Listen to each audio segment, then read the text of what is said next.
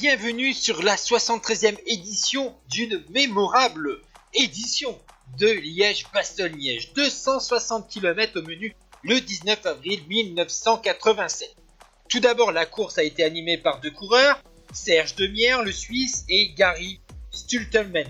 Ensuite, c'est Cornier de la formation Z qui va accélérer, mais il va être vite repris par un peloton où figurent encore tous les favoris, notamment Claudie Criquelion, 4e en 82, 2e en 85, 4e en 86, 7e en 84. Le Belge court après un succès sur sa classique fétiche. Mais attention, il va devoir se méfier du double tenant du titre, Moreno Argentine, qui est dans la formation Gewis.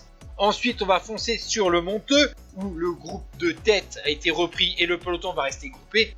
Et on attaque la terrible montée de la côte de la Redoute, 2000 mètres à 8,9%. Et là, on va voir tout d'abord 4 coureurs se détacher.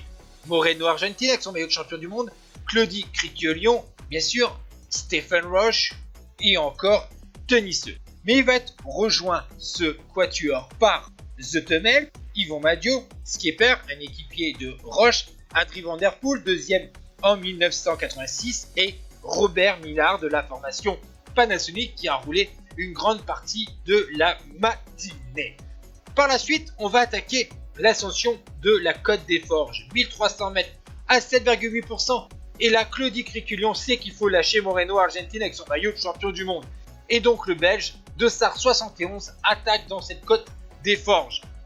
Derrière, Moreno Argentine est en difficulté et donc Stephen Roche, l'Irlandais de la formation Carrera, lui décide aussi de rejoindre Claude Criquelion. Il se dit ces deux coureurs, vu qu'ils sont très bons punchers et pas forcément rapides au sprint, il faut s'entendre pour lâcher Moreno Argentine, qui est un véritable danger, ou encore Adrie Van Der Poel. Adrie Van Der Poel, lui, va connaître plus de difficultés sur la fin de la course, mais attention, Moreno Argentine va gérer ses efforts et va essayer de trouver des alliances, tandis que le duo de tête, Claudie Criquelion et Stephen Roche, s'entend encore parfaitement. On continue à collaborer, et vous allez voir que l'écart va continuer à se creuser en faveur du duo de tête, et dans l'ascension suivante, l'entente sera un peu moins cordiale, puisque quand même, on veut essayer de gagner la doyenne. Claudie Criquelion amène le duo, Stephen Roche, lui, veut essayer de remporter cette classique, alors il décide d'attaquer. Mais il voit que Claude Criquelion est en grande condition, et donc il va falloir continuer à collaborer jusqu'à Liège. Et à Liège, le duo de tête avait encore 1 minute d'avance, mais il se regarde, il se surveille, et derrière un groupe avec Robert Millard, Moreno Argentine, et le champion de France Yvon Madio sont revenus.